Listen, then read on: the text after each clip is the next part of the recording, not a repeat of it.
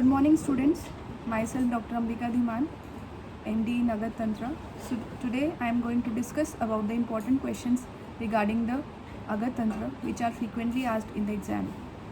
So first question, which is frequently asked, is विश्व की 5 भौतिक परीक्षा का वर्णन करते हुए चरकोक्त चिकित्सा क्रम का वर्णन कीजिए। ये बहुत ही इम्पोर्टेंट क्वेश्चन है जो एग्ज़ाम में बहुत बार आ चुका है, जो 10 मार्क में आ जाता है। ठीक है, तो इसमें क्या है, पंचभौतिक परीक्षा का वर्णन करते हुए आचार्य चरक का चिकित्सा क्रम बताना है। ठीक है, पहले मैं क्वेश्चंस बताऊंगी, उसे आप एक 1 बाय 1 लिख लीजिएगा। उसके बाद मैं उसके आंसर डिस्कस करूंगी, उसमें क्या पॉइंट्स आप ऐड कर सकते हो। दूसरा क्वेश्चन जो बहुत बार आता है वो है उपविषा के बारे में या एसिडिक पॉइजनिंग के बारे में।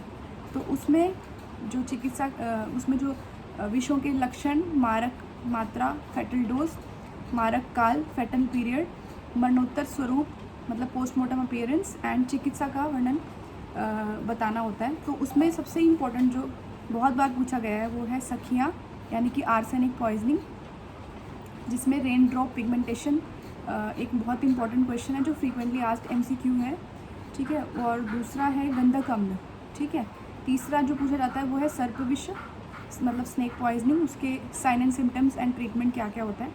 और चौथा जो इम्पोर्टेंट है वो है भांग। ठीक है, तो इसमें कई बार फॉस्फोरस वाला भी आ जाता है क्वेश्चन, तो उसके भी मैं आपको एक बाय एक जो क्या क्या इंपॉर्टेंट स्टेप्स हैं वो लिखने चाहिए वो मैं आपको बताऊँगी। ठीक है, उसके बाद नेक्स्ट है, हाँ यहाँ गंधक अम्ल का मतलब है सल्फ्यूरिक एसिड पॉइजनिंग। ठीक है, अब तीसरा क्वेश्चन जो इम्पोर्टेंट है वो है कि explain the stages of alcoholic poisoning according to the Ayurveda and modern view and describe in detail about the medical examination and treatment of the alleged alcohol. ठीक है, जो भी इसके अंदर पॉइंट्स हैं वो भी मैं आपको धीरे धीरे बताऊँगी, पहले आप क्वेश्चन लिख लीजिए। उसके बाद फोर्थ पॉइंट है explain the diagnosis of insanity and civil responsibility towards the insane. ठीक है, मतलब क्या है कि जो साइकेट्रिक बीमार जो व्यक्ति रहते हैं या फिर मतलब डॉक्टर का क्या रिस्पॉन्सिबिलिटी है टुवर्ड्स द इंसेन। ठीक है, तो वो उसके बारे में बताना है। अब नेक्स्ट है, जैसे कि क्वेश्चन आ जाता है मेडिकल टर्मिनेशन ऑफ प्रेगनेंसी 1971 में जो एक्ट है उसके बारे में आपको क्या लिखना है। ठीक है, वो भी क्वेश्चन बहुत इंपॉर्टेंट है। इसमें कई बार क्वेश्चन आ जाता है नार्कोटिक एंड साइकोट्रॉपिक एक्ट का। ठीक है, जो भी बहुत इंपॉर्टेंट है। कई बार इसमें एक और 5 मार्क का क्वेश्चन आ जाता है कि examination of victim of rape कैसे एग्जामिन करता है डॉक्टर। ठीक है, और जो इम्पोर्टेंट है वो है criminal causes of infant death, या फिर कई बार सडन इन्फेंट सिंड्रोम करके क्वेश्चन आ जाता है। ठीक है, अब 6th क्वेश्चन जो इम्पोर्टेंट है इसके अंदर वो है explain the postmortem in case of Burns, strangulation and droning. मतलब सिर्फ एक ऐसे पार्ट आ जाएगा 5 मार्क का। ठीक है, जैसे 5 मार्क ईच आ जाएंगे इसके अंदर। ठीक है, this was all about the 6 questions of toxicology.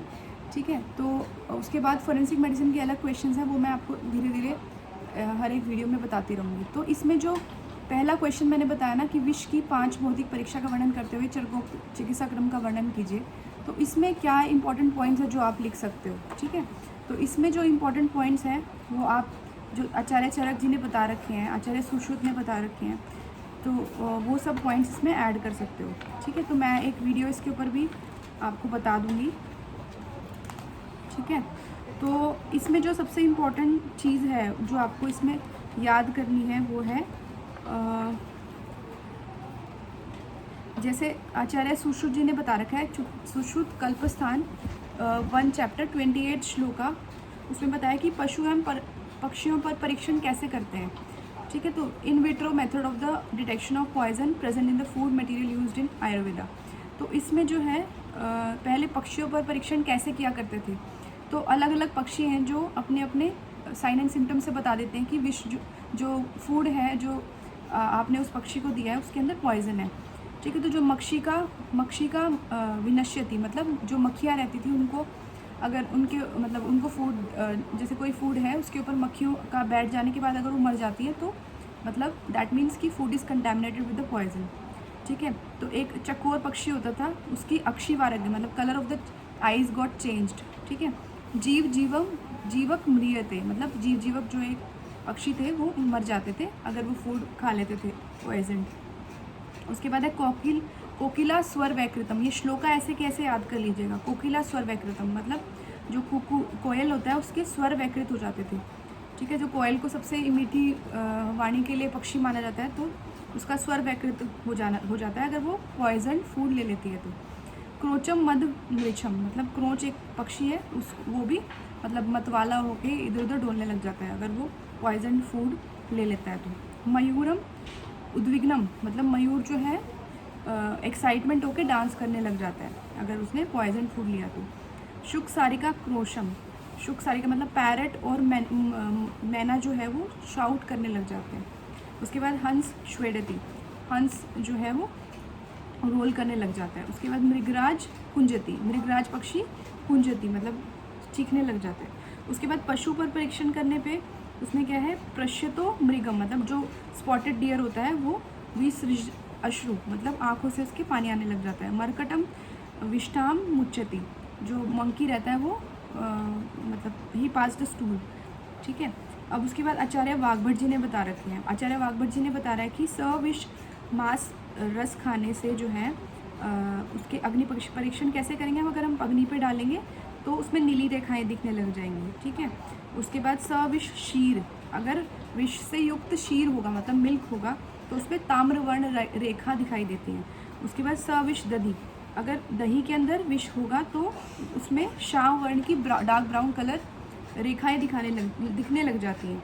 उसके बाद सविष तक्रम, अगर तक्र के अंदर विष है तो उसमें येलोइश पेल कलर रेखाएं दिखती हैं। फिर सविष घृत का परीक्षण, अगर घी के अंदर विष होता है तो उसमें वो जो घी है घी की तरह नहीं दिखता, वो पानी की तरह दिखने लग जाता है। फिर है सविष मस्तु का परीक्षण, उसमें क्या है, कपोत वर्ण लाइनें दिखने लग जाती हैं। फिर सविष तुषोदक मतलब जो तुषोदक मतलब चावल का जो पानी रहता है उसके अंदर काली रेखा दिखने लग जाती है। फिर सविष मध्य, अगर विष से युक्त मध्य है तो उसमें काली रेखा दिखेंगी। सविष शोधर, अगर शहद के अंदर विष है तो उसमें हरा वर्ण दिखेगा। सविष तेल, अगर तेल के अंदर विष है तो उसमें अरुण वर्ण दिखेगा। तो ये पहले के ज़माने में क्या होता था कि अगर राजा को मारने के लिए मतलब उनके एनिमीज़ जो है वो उनके जो डे रूटीन की जो आइटम्स रहती हैं उसके अंदर विष मिला देते थे, तो उनके जो मंत्री या उनके जो चिकित्सक रहते थे वैद्य, वो परीक्षा करते थे हर एक चीज़ को देने से पहले। ऐसे ही आजकल मतलब डे टू डे प्रैक्टिस भी होता है कि जैसे प्रेसिडेंट हाउस में अगर हम जाते हैं या प्राइम मिनिस्टर हाउस में हम जाते हैं, वहाँ पर क्या है कि जो उनके किचन मतलब जो शेफ़ होते हैं ना वो बिना मतलब ये सब बिना एग्जामिनेशन करे मतलब सबसे पहले फूड वो खुद लेगा, उसके बाद राष्ट्रपति को दिया जाता है या प्रधानमंत्री को दिया जाता है, ठीक है। तो ये आज भी प्रैक्टिस में होता है, बट ये चीज़ें जो एग्जामिनेशन टेक्निक है वो डिफरेंट है, ठीक है। तो ये डिफरेंट है। उसके बाद क्या है, विषाक्त अन्न का अग्नि पर परीक्षण। जैसे हम कहते हैं ना कि सबसे पहले जब हम हमारे आचार्य कहा करते थे कि अगर हमें खाना खाना है, खाना खाने से पहले हमें अग्नि में आहुति देनी चाहिए, या फिर खाने से पहले हमें कुछ मतलब उसका कुछ पार्ट जो है पशु पक्षियों को डालना चाहिए। तो वो इसीलिए कहते थे कि अगर इनकेस वो कंटामिनेटेड हुआ तो वो उसका असर आपको दिख जाएगा, ठीक है। तो अग्नि पर परीक्षा करने पर जो है, अग्नि पर परीक्षा करने पर ऐसे पंचभौतिक परीक्षा बताइए। जैसे पहले होगा शब्द स्पर्श रूप रस गंध, है ऐसे करके। तो उसमें शब्द में क्या है कि चटचटायते, अगर अग्नि पर वो फूड डाला कंटामिनेटेड तो चटचट आवाज़ आएगी। रूप में क्या है कि मयूर कंठ प्रतिमम, ठीक है, मयूर कंठ के जैसे रेखाएं दिखाई देंगी उस पर। और गंध में क्या है, तीक्ष्ण धूम, तीक्ष्ण धूम उसमें धुएं जैसा प्रतीत होगा, ठीक है। तो ये सब थी जो सुश्रुत कल्पस्थान में बताया गया था अग्नि की परीक्षा। अब उसके बाद द्रव परीक्षा में क्या है, द्रव परीक्षा में क्या है कि शब्द। अब उसके बाद अगर लिक्विड कंटामिनेटेड लिक्विड है तो उसमें शब्द में बुदबुद आवाज़ आएगी, मतलब ऐसे बबल जैसे उसमें प्रतीत होंगे। उसके बाद रूप में क्या है कि नाना वर्ण, उसमें रेखाएं दिखेंगी। और उसमें क्या है कि दो छिद्र, मतलब अगर उसमें आप अपने आप को प्रतिबिंब देखोगे तो उसमें दो तरह के प्रतिबिंब दिखेंगे, ठीक है। अब उसके बाद पंचमहाभूत से परीक्षा। उसके बाद पंचमहाभूत में क्या है कि पंचमहाभूत से विश्व परीक्षण में पहले आएगा पंचमहाभूत क्या क्या होते हैं, आकाश वायु अग्नि जल पृथ्वी, ठीक है।